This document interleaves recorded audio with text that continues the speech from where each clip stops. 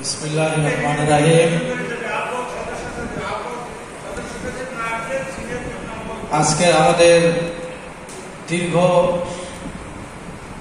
দিন পর এই অডিটোরিয়াম হলে আমরা সাংগঠনিক বিষয় নিয়ে আমরা আজকে উপস্থিত হয়েছি। আজকের অনুষ্ঠানের প্রধান অতিথি জননেতা জনাব সাইফুল ইসলাম সাইফুল ভাই এবং বিশেষ অতিথি আমাদের পীরগঞ্জ উপজেলার সংগ্রামী সভাপতি মাহমুদুল নবী চৌধুরী পলাশ ভাই এবং উপজেলার নেতৃবৃন্দ। আজকের অনুষ্ঠানে সভাপতিত্ব করছেন বাংলাদেশ জাতীয়তাবাদী স্বেচ্ছাসেবক দলের সংগ্রামী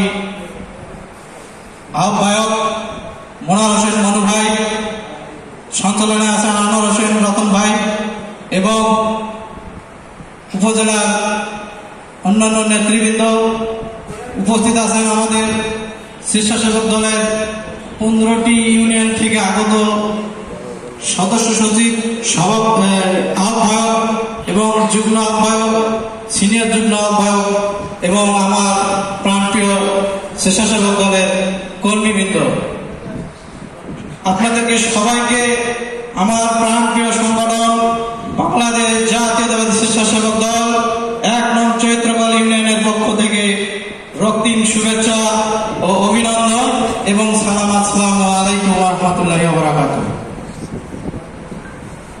যাই হোক, বক্তৃতা দেওয়ার কিছু নেই। আজকে আমাদের সাংগঠনিক বিষয় নিয়ে আমরা আমাদের ইউনিয়ন এবং আমাদের ওয়ার্ডে আমরা কিভাবে দুর্দিনে দুঃসময়ে আমরা একত্রিত হয়ে